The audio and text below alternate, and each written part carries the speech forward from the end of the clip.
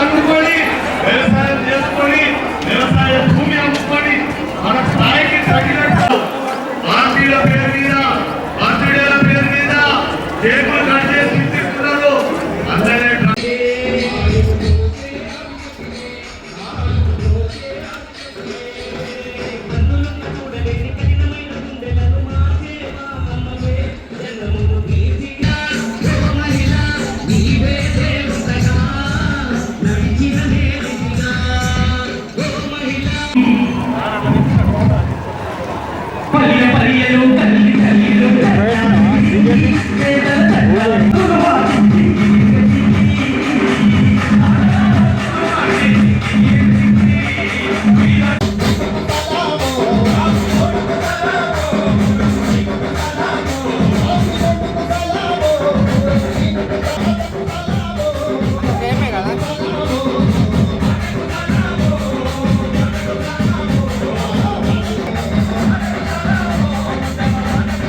మరొకసారి గట్టిగా చప్పట్లు కొడుతూ మరి ఉమ్మడి కరీంనగర్ జిల్లాలోనే జగిత్యాల కంటే ఒక ప్రత్యేకమైన స్థానాన్ని కల్పించి ఏర్పాటు చేసుకొని ఇక్కడ ఈ జిల్లాకు నలుమూలల నుండి వచ్చే జై తెలంగాణ, జోహార్ తెలంగాణ మన వీరులకి.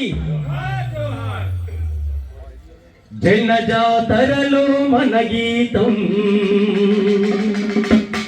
జయ కేతనమై ఎగరాదమై జయ గంటలు మోగించాలి. ఒక జీవితం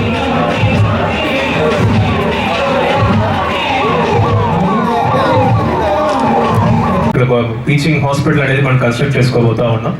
ఇక్కడ జగిత్యాల స్పెసిఫికల్లీ అక్కడ ఉన్న ఏరియా హాస్పిటల్ ఏదైతే ఉందో అది 2 పార్ట్స్ కింద అయ్యి ఇక్కడ మనకి ఎంసీహెచ్ ఇట్ సైడ్ ఉంది. అక్కడ దూరంగా ఉండడం వల్ల అదొక ఇష్యూ కూడా ఉండడం జరిగింది. సో ఇక్కడ మనం ఏదైతే మెడికల్ కాలేజ్ మనకు శాంక్షన్ అయిందో అప్పుడే మనం మాట్లాడి దీన్ని కూడా మనం అందులో ఇన్వాల్వ్ చేయడం జరిగింది. ఇప్పుడు మనకి శాంక్షన్స్ రావడం జరిగింది. సో దీనివల్ల పక్కనే నర్సింగ్ కాలేజ్ ఉంది, ఇక్కడే మెడికల్ కాలేజ్ ఉంది, ఇక్కడే క్రిటికల్ కేర్ ఉంది. సో ఆల్ మెడికల్ కంపెనీస్ సంబంధించిన అన్ని కూడా మనకి సెంటర్ ఆఫ్ ద టౌన్ లో ఇక్కడే మనం పెట్టుకోవడం జరుగుతూ ఉంది. సో దీనివల్ల మనకి it will be centre of the మనకి టౌన్ లో సెంటర్ కూడా అవుతుంది అండ్ మెడికల్ పరంగా కూడా everything will be at a single location అవుతుంది. సో మనం అటు సైడ్ ఇటు సైడ్ లేదా ఆక్సిజన్ పరంగా అక్కడ ఒక hospital area hospital oxygen issues ఉన్నాయి, ఇక్కడ లేకపోవడం ఇవన్నీ కూడా చాలా కోఆర్డినేషన్ ఇష్యూస్. అక్కడ కొంతమంది హెచ్ఓడీలు ఉంటే ఇక్కడ కొంతమంది ఇష్యూస్, ఇక్కడ నర్సులు ఉంటే అక్కడ ఉండకపోవడం, lot of issues we're facing because of different places లో డిఫరెంట్ ఇన్స్టిట్యూషన్స్ ఉండడం వల్ల.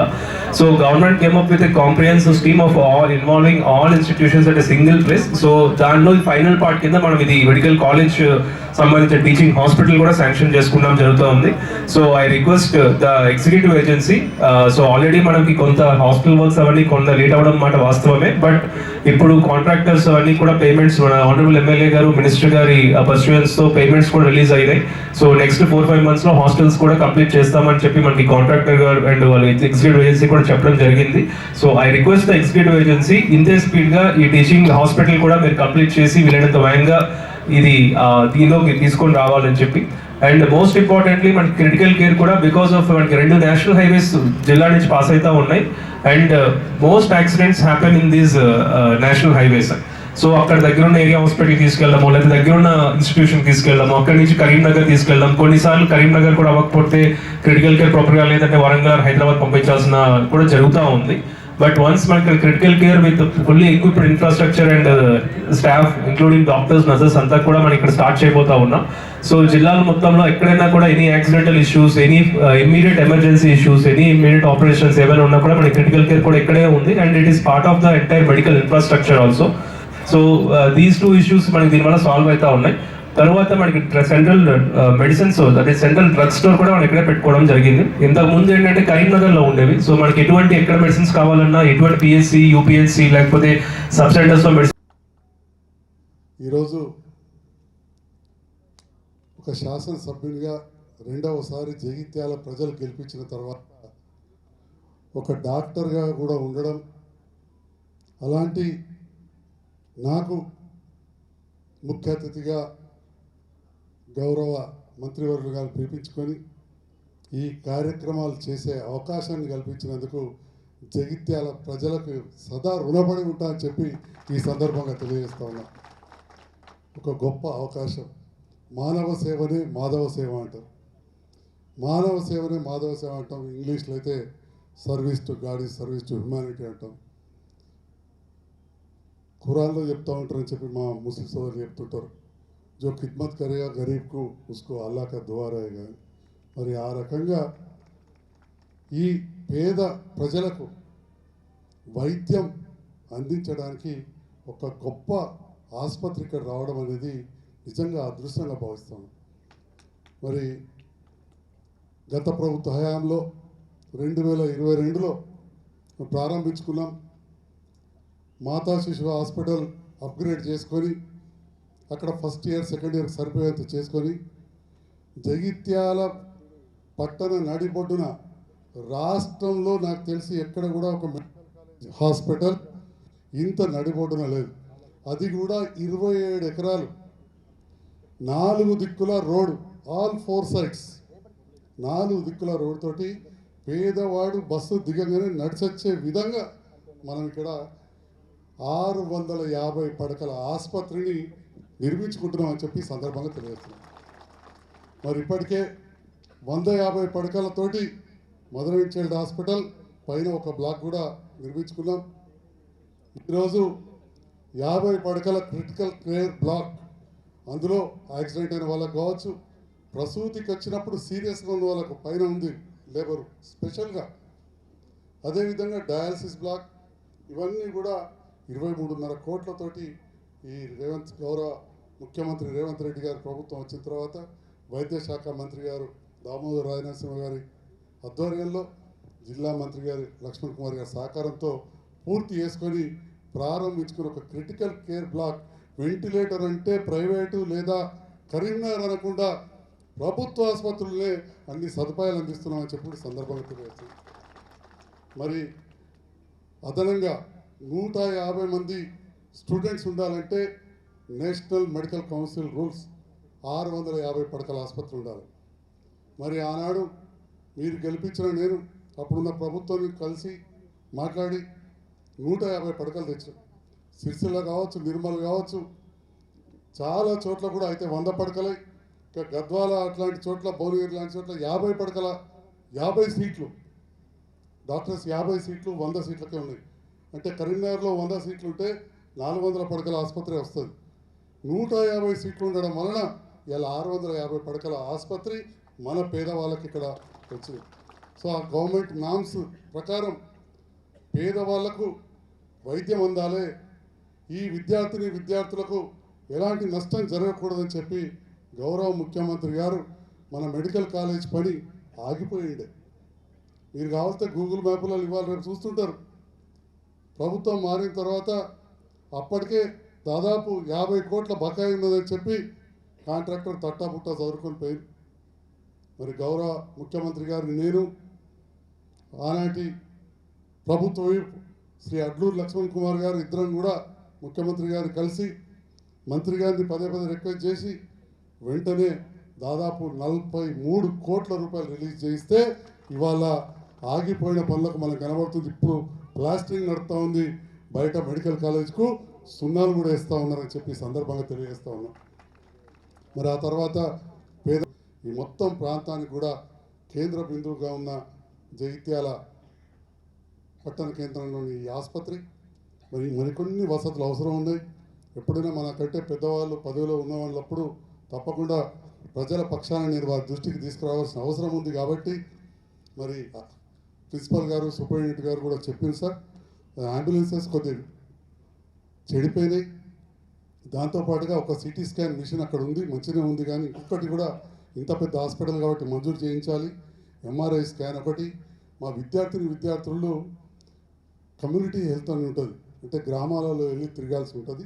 ఖచ్చితంగా వాళ్ళకు ఒక 3 బస్సులు అవసరం ఉంటాయి సార్. ఒక బ్యాచ్కు 150 మంది కాబట్టి 3 బస్సులు అవసరం ఉంటాయి. ఒక బ్యాచ్ వివిధ సెంటర్లకు వెళ్ళి రూరల్ ఎడ్యుకేషన్ చేసుకోవాలంటే ఈ రకంగా కొన్ని వసతులు ఒకటొకటి చేసుకుంటాం. ఏదైనా కానీ ఒక్కరోజు కాదు, కానీ వీలైనన్ని చేస్తూ మరి ఆసుపత్రికి వచ్చిన వాళ్ళు కొందరు చనిపోతారు. ఆ పార్థివ దేవాన్ని తీసుకుపోవడానికి కూడా ఒక వ్యాన్ ఏర్పాటు చేయాలని చెప్పి కూడా ఈ సందర్భంగా మంత్రి గారిని కోరుతూ, జగిత్యాల ప్రజలు ఒక డాక్టర్గా నన్ను గెలిపించినందుకు నాకున్న అవగాహనతోటి అత్యధిక పల్లె దవాఖానలు తెచ్చుకున్నాం. 16 పల్లె దవాఖానలు ఉమ్మడి జిల్లాలో ఏ నియోజకవర్గం కూడా రానని నేను అప్పుడున్న అధికారులతోటి ఇప్పుడున్న అధికారులతోటి చేసుకోవడం జరిగింది. సార్, జగిత్యాల్లో మీరు ఒకసారి ఖచ్చితంగా రావాలి సార్. మంత్రి గారిని కోరుతున్నా, జగిత్యాల పట్టణంలో పేదవాళ్ళ కోసం అతిపెద్ద సముదాయం ఉంది. 5,000 ఇళ్ళు, దాదాపు 20,000 జనాభా వెళ్తుంది. టెంపరీగా గౌరవ కలెక్టర్ గారు ఈ హాస్పిటల్కి వారి చైర్మన్ కూడా వారు ఒక హాస్పిటల్ ఫస్ట్ ఎయిడ్కు మనం ఏర్పాటు చేసిన కానీ ఒక బస్తీ దవాఖాన మంజూరు చేయించాల్సిందిగా ఈ వేదిక పక్షాన గౌరవ మంత్రి గారిని కోరుతూ, మరి అదేవిధంగా ఇంకా కొన్ని సమస్యలు అంటూ ఎప్పుడు ఉంటాయి. నిరంతరం మీరు అందుబాటులో ఉంటున్నారు కాబట్టి ఎప్పటికప్పుడు చేసుకుని మీ సహకారంతో జగిత్యాల ప్రభుత్వ ఆసుపత్రిని మంచిగా బ్రహ్మాండంగా డెవలప్ చేసుకుంటూ విద్యార్థులకు బోధన అందే విధంగా రేపటి తరానికి వాళ్ళు వైద్యం అందించే విధంగా తీర్చిదిద్దే విషయంలో ముందుంటామని చెప్పి కూడా తెలియజేస్తూ, ఈరోజు ఈ కార్యక్రమం మీ చేతుల మీదుగా భూమి పూజ అయింది. నిరంతరం ఎక్కడ కూడా ఆగకుండా ఫాలోఅప్ చేయాలని చెప్పి మీరు కూడా అప్పుడప్పుడు రావాలని చెప్పి స్థానిక శాసనసభ్యునిగా గౌరవ మంత్రి గారిని కోరుతూ, ఇంత మంచి కార్యక్రమాన్ని ఇక్కడ అన్ని ఏర్పాటు చేసిన సమన్వయపరిచిన అధికారులందరికీ పేరు పేరున నా హృదయపూర్వక ధన్యవాదాలు. Thank you sir. నేతృత్వంలో బట ఈరోజు 235 కోట్ల రూపాయలతో ఫౌండేషన్ స్టోన్ కార్యక్రమంలో భాగంగా స్థానిక శాసనసభ్యులు అదేవిధంగా క్రిటికల్ కేర్ సంబంధించినటువంటి బెడ్స్ సుమారు అత్యవసరమైనటువంటి యాక్సిడెంట్ అయ్యి ఇక్కడి నుంచి కరీంనగర్ నుంచి హైదరాబాద్ వెళ్ళే లోపల వెంటిలేటర్ లేకనో ఆక్సిజన్ అందకనో ఇంకా ఎమర్జెన్సీ ట్రీట్మెంట్ అందకనో చాలామంది మన జగిత్యాల చుట్టుపక్కల ఎంతోమందికి యాక్సిడెంట్స్ అయినప్పుడు ప్రాణాలు పోయేటువంటి సందర్భం లోపల మన గొప్పగా 2022లో గత ప్రభుత్వంలో ప్రారంభించినటువంటి యొక్క క్రిటికల్ కేర్ కానీ మెడికల్ కాలేజ్ సంబంధించినటువంటి ఏదైతే ప్రారంభోత్సవం కానీ మిగిలిపోయిన వర్క్స్ విషయంలో కానీ మరి ఈరోజు స్థానిక శాసనసభ్యులు నిజంగా మా డాక్టర్ సంజయ్ కుమార్ అన్నాను మనస్ఫూర్తిగా మంత్రిగా అభినందిస్తున్నాను. ఎందుకంటే ఒక డాక్టర్గా ఏం అవసరమో వృత్తిపరంగా నా ప్రజలు నా ప్రాంత ప్రజలకు వైద్యం అందించాలనే గొప్ప ఆలోచనతో మెడికల్ కాలేజ్ తీసుకురావడం, ఆ మెడికల్ కాలేజ్ క్రిటికల్ కేర్కి సంబంధించినటువంటి గత ప్రభుత్వంలో కేవలం 12 కోట్ల రూపాయలు ఇస్తే మన ప్రజాపాలన ఇందిరమ్మ రాజ్యంలో పట్ట గౌరవ ముఖ్యమంత్రి గారు రేవంత్ రెడ్డి గారి యొక్క సహకారంతో మంత్రిగా మేము ఈ జిల్లాకు సంబంధించిన పెద్దలు శ్రీధర్ బాబు గారు కానీ మేమందరం సమన్వయంతో సుమారు 42 కోట్ల రూపాయలు గౌరవ ముఖ్యమంత్రి గారు ఇవ్వడం జరిగింది. ఈరోజు క్రిటికల్ కేర్ కూడా మా చేతుల మీద కూడా ప్రారంభమై ప్రజలకు అందుబాటులో వచ్చిన విషయాన్ని కూడా నేను మనవి చేస్తున్నా. మరి ఇంత గొప్ప కార్యక్రమంలో కూడా భాగంగా మరి సుమారు ఈ యొక్క జిల్లాకు సంబంధించినటువంటి అనేక విషయాలు చెప్పడం జరిగింది. ఇక్కడ ఉన్నటువంటి మెడికల్ రిలీజ్ చేయాలంటే తప్పకుండా అంటే ఫైనాన్స్ మినిస్టర్ గారితో మీరు కూడా మాట్లాడమన్నారు. నేను కూడా ఈ సందర్భంగా నేను చెప్తున్నా మా ఎమ్మెల్యే గారికి, ఇక్కడ మా డాక్టర్స్ ప్రిన్సిపల్ సూపరింటెండెంట్ గారు మా కలెక్టర్ గారు కూడా చెప్తున్నా మా సత్యప్రసాద్ గారికి, తప్పకుండా క్రిటికల్ కేర్కి సంబంధించిన మెడికల్ కాలేజీకి ఏదైతే మిగిలిపోయిన బడ్జెట్ నేను రేపు మార్నింగ్ మన డిప్యూటీ చీఫ్ మినిస్టర్ గారు వస్తున్నారు, ఆ విషయాన్ని వారి దృష్టికి తీసుకెళ్తా. ఆ మిగిలిన బడ్జెట్ కూడా నా బాధ్యత అన్న, మీరు ఎందుకంటే ఎంతో గౌరవం ప్రేమ మన ప్రాంత ప్రజలకు మరి ఆ మిగిలినటువంటి బడ్జెట్ డబ్బులు వస్తే ఆ డబ్బులు ఆ మిగిలిపోయినట్టు పని కూడా పూర్తయిన విషయాన్ని మెడికల్ కాలేజ్కి అన్ని విధాల డాక్టర్స్కు ఉన్నటువంటి సౌకర్యాలు కానీ స్టూడెంట్ సౌకర్యాలు కానీ అది ఫ్యాకల్టీ పరంగా పరికరాల పరంగా ప్రత్యేకంగా ఆ బడ్జెట్ రిలీజ్ అయితే అన్ని విధాల కలెక్టర్ గారు ప్రత్యేక దృష్టి పెడతారనే విషయాన్ని కూడా మనవి చేసుకుంటూ మరి ఇంత మంచి కార్యక్రమాల్లో మమ్మల్ని భాగస్వామ్యం చేసినటువంటి శాసనసభ్యులకు ముఖ్యంగా మెడికల్ అండ్ హెల్త్ డిపార్ట్మెంట్కి మా జిల్లా కలెక్టర్ గారికి మనస్ఫూర్తిగా జిల్లా మంత్రిగా ధన్యవాదాలు తెలియజేసుకుంటూ మా డాక్టర్స్ అందరు కూడా రిక్వెస్ట్ చేస్తుంటున్నా. నేను ఎందుకంటే మేము సామాన్య స్థాయికి ఈ స్థాయికి వచ్చిన వాడిగా ఇలా జగిత్యాలలో నెంబర్ ఆఫ్ ప్రైవేట్ హాస్పిటల్స్ ఉన్నాయి, కరీంనగర్లో నెంబర్ ఆఫ్ ప్రైవేట్ హాస్పిటల్స్ ఉన్నాయి. అక్కడికి వెళ్ళకుండా ఇక్కడికి ఏ పేషెంట్ వచ్చినా కూడా మన కుటుంబ సభ్యుడికి దెబ్బ తాకితే మన కుటుంబ సభ్యుడికి ఏ విధంగా ఆపద వస్తుంది ఆ విధంగా వైద్య సేవలు అందించాలని చెప్పి మా డాక్టర్స్ అందరు కూడా రిక్వెస్ట్ చేస్తున్నాను నేను. ఎందుకంటే గొప్పగా చదువుకున్నారు, ఆ దేవుడు గొప్ప అవకాశాన్ని మీకు ఇచ్చినాడు. ఒక ప్రాణానికి పోయే పరిస్థితిలో ప్రాణాన్ని దక్కించేటువంటి వైద్యం నేర్చుకునేటువంటి గొప్ప అవకాశాన్ని ఆ దేవుడు మీకు ఇచ్చినాడు. కాబట్టి సాధ్యమైనంత వరకు పేద ప్రజలంతా కూడా గవర్నమెంట్ హాస్పిటల్కి వచ్చే వాళ్ళంతా కూడా పేద ప్రజలు, రెక్కాడితే డొక్కాడని కుటుంబాల లోపల ఆర్థికంగా డబ్బులు లేని వాళ్ళు ఆ ఇమీడియట్ యాక్సిడెంట్ అయితే ఎక్కడికి పోలో అర్థం కాక జగిత్యాలలో గవర్నమెంట్ హాస్పిటల్ ఉన్నది, క్రిటికల్ కేర్ హాస్పిటల్ ఉన్నది. ఇక్కడ ఎమ్మడి వెళ్తే ఆక్సిజన్ వెళ్తుంది, ఇక్కడ ఏమైతే వైద్యపరంగా సౌకర్యం వెళ్తుంది నమ్మకంతో మన హాస్పిటల్కి వస్తారు. మరి ఆ విధంగా మా జిల్లా కలెక్టర్ గారికి నేను రిక్వెస్ట్ చేస్తున్న ఈ సందర్భంగా ప్రత్యేకంగా వారానికి ఒకసారి విజిట్ చేయాలి సార్. ఇక్కడ ఎలాంటి ఇబ్బంది జరగకుండా అందుబాటులో ఉన్నాయి, ప్రజలకు ఉపయోగపడే విధంగా నేను ఫోకస్ పెట్టాలని చెప్పి మా కలెక్టర్ గారికి, అదేవిధంగా మెడికల్ పరంగా ఉన్న ప్రిన్సిపల్ గారికి, మా సూపరింటెండెంట్కి, మా డాక్టర్స్ అందరికీ కూడా నేను రిక్వెస్ట్ చేస్తున్నా.